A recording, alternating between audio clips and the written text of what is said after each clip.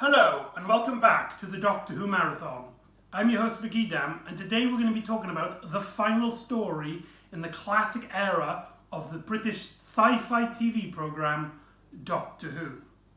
In the late 80s, the show had the series star of Sylvester McCoy playing the 7th Doctor, and the show was run by season producer John Nathan Turner and script editor Andrew Cartmel.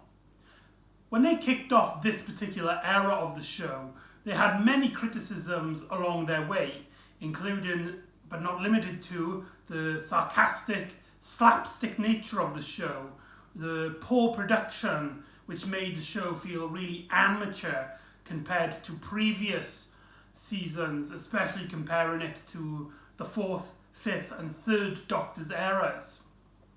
There was also a general consensus with the mainstream that the Doctor Who show was made for kids, and that other shows like Star Trek and films like Star Wars were really pushing more of the boundaries of sci-fi, whilst Doctor Who was much more of a children's entertainment. But it doesn't mean that all the problems were due to the general consensus. One of the biggest issues for the show was actually BBC head at the time, Michael Grade, who has publicly voiced his hatred for the show. And in fact, when he wanted to get the show cancelled, the clip he actually used from a story from the 5th Doctor adventure, Warriors of the Deep, a story I would like to add that nobody, not even the fan base, were happy with, not even the people behind the scenes, which I think is a very unfair thing to do. For example, it was something that nobody was happy with many years prior to what most of the people are on the set actually making the show. And so with that lack of popularity, there was also Michael Grade's decision to put it at the same time in the airings as Coronation Street. Now, back in the 80s, most, but not all houses only had one television. And so the family had to basically decide what to watch, with the parents wanting to watch more of the soap dramas. Doctor Who had no fighting chance. And so, with the lack of popularity, the lack of fan support, and a lack of I guess you could say a professional production, Michael Grade had the chance to do what he had always wanted to do since starting becoming the head of BBC. In 1989, just after the production of Ghostlight, which was the second story, Ed, the BBC announced that Doctor Who would not be coming back for the next year and would be taking a hiatus and would have the show not air any new episodes until new information arrived. Although this was technically a hiatus, the BBC never officially cancelled it. There was a clear state that nobody behind the scenes wanted it back. And so we come to the story that we're going to talk about today. So join me as we talk about Survival, written by Rhona Runmo and is directed by Alan Waring. This is 4 parts long, and it sees not only Ace and the Doctor, the 7th Doctor, but also sees the reintroduction of the Master, with Anthony Ainley having his last appearance in the actual show itself. Although it is important to note that he did appear in the video game Destiny of the Doctor, which would be his final appearance as the Master overall, as he didn't do Big Finish when he was alive, sadly. An interesting fact about this is that Sylvester McCoy, Sophie Aldred and Anthony Ainley all surprisingly shared the same birthday. Very odd, that, isn't it? The story seems to be hit and miss with some of the fan base, but I find that doing my research on what the fan consensus is, throughout the years, it's been getting a lot more appreciation, with a lot of people seeing its underlining themes and its dramatic tension and its idea for Ace. As I stated before, this story was actually the end of what we consider a loose trilogy in which we explore more and develop more of Ace, starting with Ghostlight, then continuing on in The Curse of Fendrick, and finally ending with the final story, Survival. This story has the main theme of actually talking about, really in a metatextual kind of way, the show itself. As basically what happens in the show is that the Doctor takes Ace back to Perivale, but everything seems to be off. Ace goes around to her old places where she used to meet up her friends and stuff, and seeing that she can't find anybody, and there's something mysterious going along, as the Doctor can sense that there is some sort of evil, especially surrounding a black cat, which has been following him and Ace since they bumped into the youth club and met a sergeant trying to teach kids survival tactics. And basically what this is supposed to represent is that Perivale is basically the show, and the story develops in a way where it's basically telling its audience, its message, if you would, is that this is a show that's actually past its prime, but it's still trying to make entertainment. And it has a sort of a great way of actually talking about how when we grow up, it's not about us becoming adults, or at least in Ace's case, in this story, it's not about her growing up from her childlike world with her old friends and her old stomping grounds. It's mainly about her childhood dying in front of her eyes, as she basically realizes that she can't just go back and enjoy everything as they once were. It's not that kind of world anymore. Earlier on in the story, Ace actually gets captured by these cat people in a really pantomimic, again, I hate using that word, it hasn't been felt pantomimic since Battlefield. Ghostlight and The Curse of Fendrick were two stories which actually, in my opinion, surpassed themselves in terms of production. That term doesn't apply, but I'm afraid to say it does apply here, especially when we got the robotic cat that follows around everybody, and the cat looks horrible. We get this really terrible, really bad action scene in which Ace is getting chased by the cat people, or at least a cat person on a horse, in a playground. Don't get me wrong, there's a lot of great directing in here. In fact, one of my favourite moments in this story, just a slight little nod, it actually takes place before this action scene, when Ace notices the cat person on the horse. When a cat person kind of teleports, what they do is that they show the character turning around whilst the camera pans up, basically implying that there's someone at least looking down upon them in their shot. But when Ace looks at this, she kind of mouths to herself and smiles as if she's kind of fascinated by this, as kind of, holy hell, this is really cool, before realising the danger. And that I kind of expect that was kind of a little hint of her being more like the Doctor, someone who could learn to enjoy the danger and enjoy the just the weirdness of life and itself. You couldn't imagine most companions acting that way. I just really like that little moment. But anyway, she gets teleported onto this planet where these cat people live, and they're mostly in like some sort of desert. Of course, it's shot in some sort of sandy quarry in real life.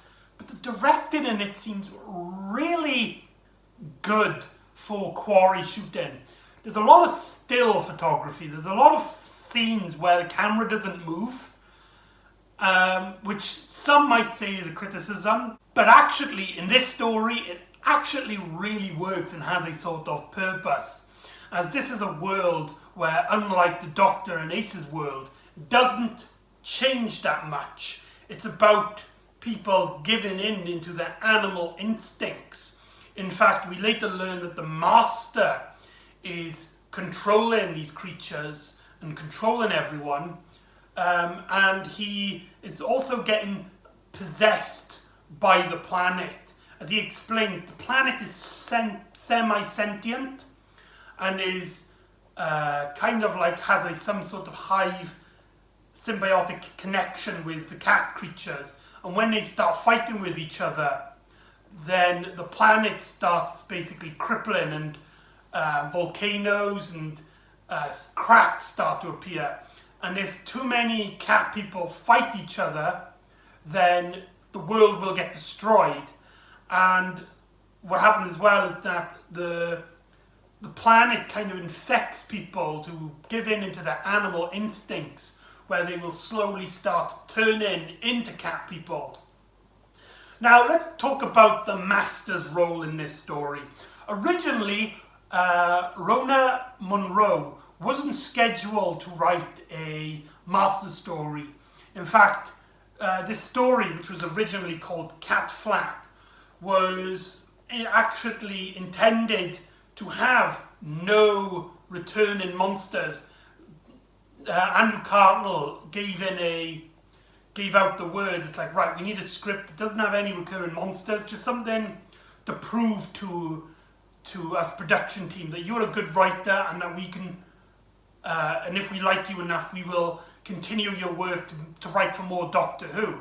Which would be ironic because Rona Munro is the only Doctor Who writer to work on both classic and the new series television-wise. That's really cool. But John Nathan Turner insisted that we have a named monster, and so Anthony Ainley returned as the Master. Here he's playing it a lot different. Quite like how Sylvester McCoy's Doctor has changed throughout the years. Anthony Ainley plays the Master as a much more sleek and conniving creature in here. Majority of it, I think, works very well, and I would love to have seen more Anthony Ainley's portrayal like this skeeving Master.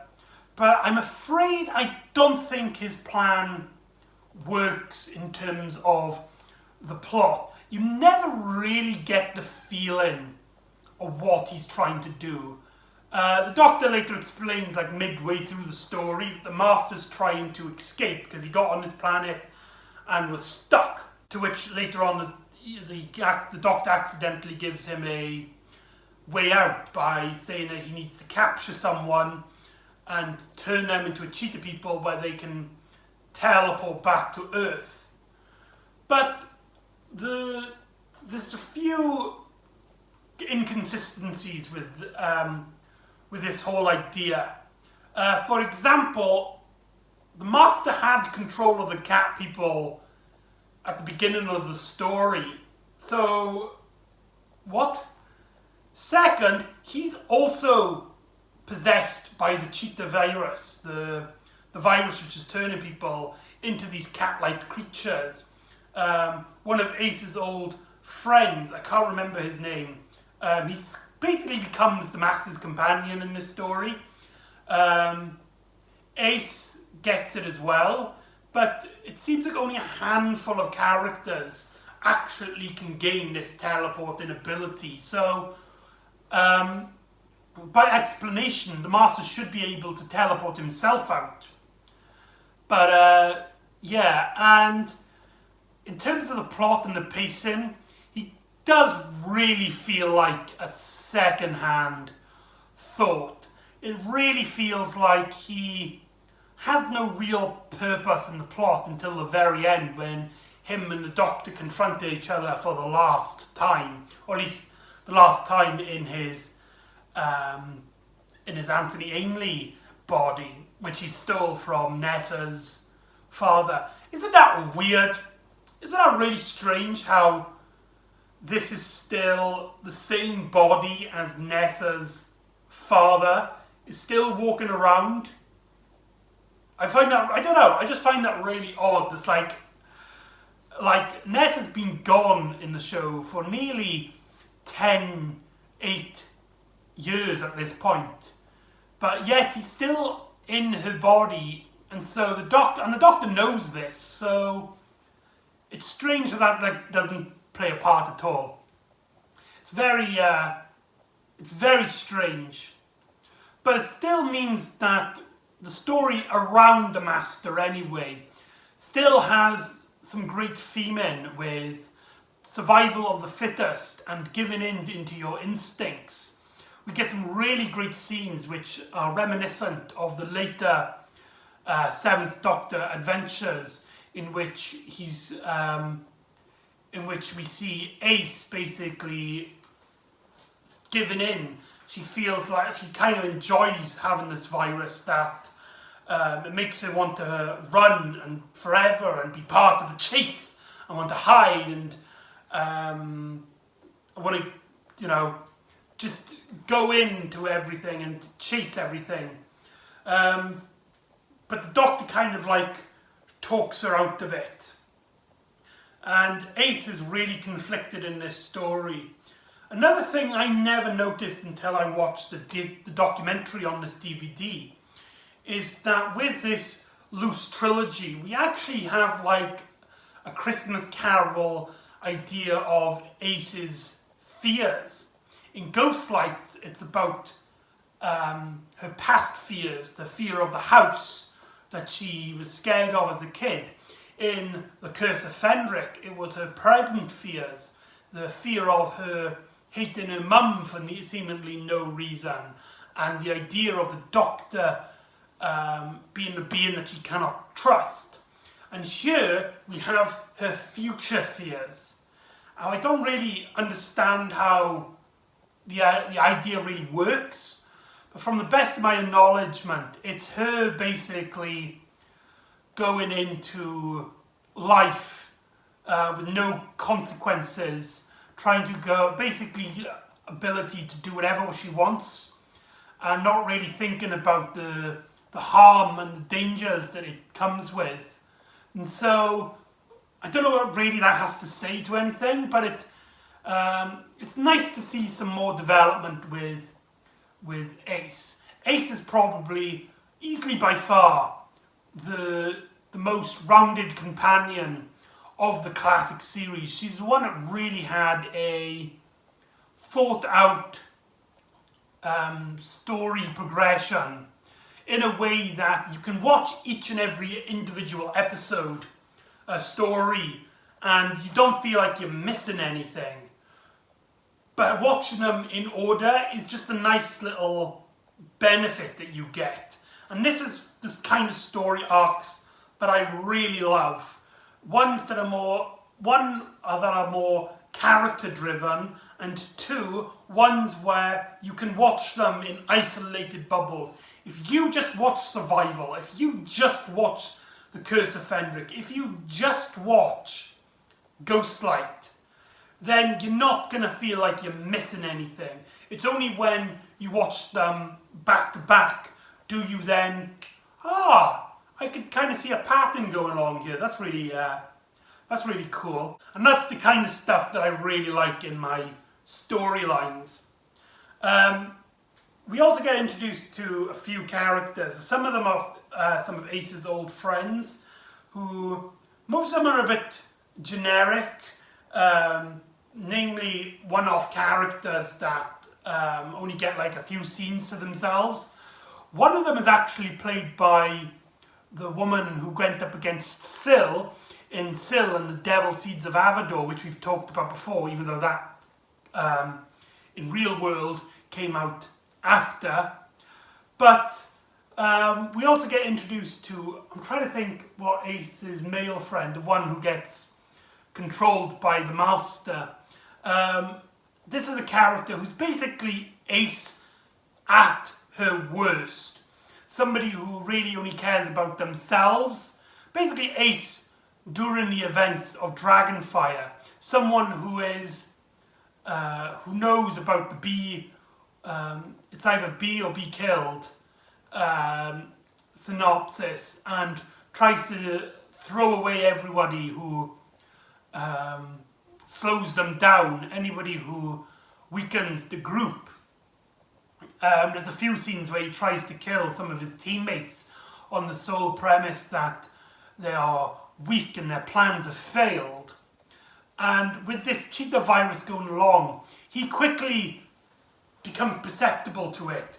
And by halfway throughout the story, he basically has become this cat-like creature with fangs and yellow eyes, and he can also teleport. And the Master manipulates him into basically becoming his companion. I always love it when the Master has a companion. There's a great scene in which the Doctor and this character kind of basically play chicken. Where they're on bikes and they're basically riding straight to each other. There's a bit after that where the Master's escaping and sees the Doctor has crash landed, basically showing that he didn't actually jump off and escape. He actually crashed the bikes and actually flew himself past the other bike onto a mattress which was found on the floor. Now, the reason that mattress was there is because originally this scene was supposed to set in a block of abandoned flats, and the chair was supposed to be just, like a chair that was abandoned during these flats, but the scene was changed to cheapen the story into a field. I don't think it really needs an a lot of people are like, what's a chair doing there? But this is Britain we're on about. You'll find all of these disgusting, disused stuff in fields. Britain is a filthy place, so it doesn't really bother me. Ace looks around and she thinks the Doctor's dead at this point and sees that her friend is dead, and the rest of the Master's army, which he has basically controlled a group of youth from the youth club. The Master controls an army of youth club attendances. If that doesn't shout, this is a kid's pantomimus, I don't know what is. I think that element of the story was really silly. I could have done without, but still plays a lot of great elements into the factor. For example, Ace is now in an option where she either fights or she basically dies, and she doesn't know what to do, because if she fights, as the Doctor earlier explained, would turn her into a cheetah person forever and turn into one of these cat people, and she's confronted and she basically decides, I am not going to fight, I will not fight, and she screams for someone to help her, only for one of the cat people one that she's actually befriended throughout the story. Earlier on, we see Ace watching a cat person trying to get a drink, but collapses, and Ace kind of restores her to health.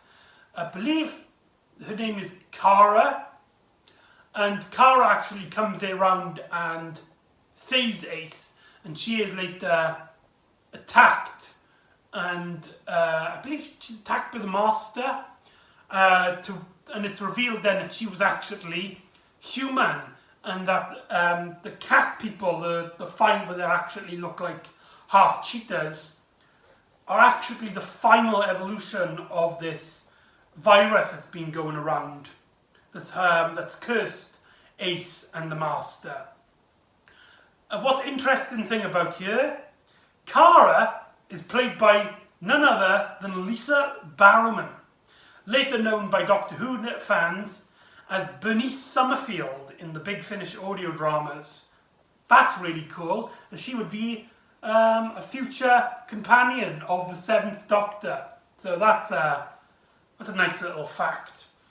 The final scenes in this story are some of the most iconic, well shot, well scripted, well acted in easily the most entire series of the show. The Doctor tries to break into the Doctor's TARDIS, only to reveal that the Doctor has been waiting for him this entire time. He's been waiting behind the TARDIS, seeing that the Master's trying to get the Doctor. The Master reveals that he's basically given into the possession, and this is it, the final straw. It's me or you, Doctor. It's time for at least one of us to die. And he teleports the Doctor into the Cheetah planet, where it is almost destroyed. It is at the brink of destruction. And the Master and the Doctor are fighting, and they're basically trying to talk. The Doctor's trying to talk to each other, and the Master's kind of I don't think he wants to be, but like his animal instinct, the virus is pushing him. Because there's a moment where he's like, no, it's too late now. So it's basically implying that he really doesn't want to, but he kind of feels like he has to. Only for the Doctor to get on his knees as the Master finds a bone to smash the Doctor's head in. And we get the iconic line, "If we fight like animals, we die like animals." That is just iconic, and it really shows why the Doctor is such a fantastic hero and a great moral idol for anybody, because he would rather let the Master kill him, that really messed that up, innit? He would rather let the Master kill him than give it into his animal instincts and fight and kill the Master. But luckily, just before he is killed, he gets teleported. I don't think there's an actual explanation on how he teleported. We do see at one moment the Doctor is actually infected by the Cheetah virus, so maybe it was the Doctor who teleported him out of the way. During this little moment where the Doctor's back on Earth, he meets up with this blonde Londoner who complains to him about the cats in the local area. This character goes unnamed, and she only appears in this one scene. Surprisingly, she does a pretty good job, whoever she is. Basically, just bringing out the emphasis on more cats in this story. But the fun part, the really fun part, is that if you go by Russell T Davies's interviews and his discussions about classic Doctor Who, and especially how the series ended off, though it's not actually stated anywhere in the show, so this can technically be non-canonical, although Doctor Who's relationship with canon is very loose, so, you know, you can use that as well. But to Russell T Davies's canon, this woman is Jackie Tyler, Rose Tyler's mother. That's a really cool fan theory. Like I said, it's not actually stated anywhere in any show, but there are some interviews with Russell T Davies where he basically says, like, he likes the idea that this is Jackie Tyler. So, see that as you will. And our story ends with Ace mourning the death of the Doctor, or at least what she believes is the death of the Doctor. And the Doctor comes up behind her, like, takes his hat and his umbrella back. And the Doctor, monologuing to Ace, walk off into the sunset. And the story ends with some of the most iconic dialogue in the entire series, which I will read to you at the end of the video. The actual lines at the end of the story were actually written by Andrew Cartnell after they discovered that Doctor Who was cancelled and this would be the last story. And Sylvester McCoy recorded this on November the 25th. The 26th, I believe in 1989 would be the 26th anniversary of the show. So it kind of rounds things up. Sorry, 23rd of November, sorry. Wow, that's really embarrassing. And yeah, and that's Survival, the final classic Doctor Who story, ending its long year run from 1963 to 1989. Overall, I think this is a pretty good story, but I do have some issues with it. Mainly down to the production of it going back to a much more light-hearted, cheaply looking adventures. Especially with the previous two stories, Curse of Fendrick and Ghostlight, especially Ghostlight, looking so well developed, looked so well made that they could stand up to modern television at the time. It does kind of feel like this story was put on a budget. There's a lot of bits in the script I really love, especially its theming and its dramatic tension. It's the way it deals with Ace's character and the Doctor's hidden kind of feel for the place throughout the story. But there's some few silly scenes around there. The Doctor, the Master, having an army of youth club attendants to sound, it just really puts the idea that this is a kids program and really hurted the identity of the show, in my opinion. Not to say Doctor Who can't be silly, but when you're trying to tell a serious story like this, and you have the Master doing that, it does kind of come off as a bit...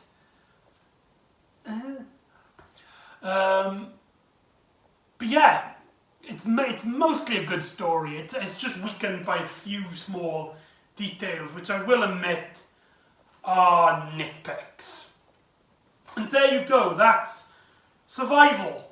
And that is the last ever time we'll be tackling a televised classic Doctor Who story, unless you count the TV movie, and Dimensions in Time, and the Space Out, what's that called? Search Out Space. But, yeah, I personally don't, so I consider this the final story of the classic run. So there you go. So join me next time where we will find out what Benton's been up to during these long years. Fun fact, I was actually meant to do that video earlier on, but I completely forgot about it, so I'm going to do it after Survival. So join me next time for Wartime. And I'll see you next time on the Doctor Who Marathon. And before I go, let me read you the final lines written by Andrew Cartnell to end the classic series of Doctor Who. I hope you enjoyed. Ta-ra. There are worlds out there where the skies are burning, where the seas are asleep and the rivers dream. People made of smoke and cities made of song. Somewhere there's danger, somewhere there's injustice, and somewhere else the tea is getting cold. Come on, Ace, we got work to do.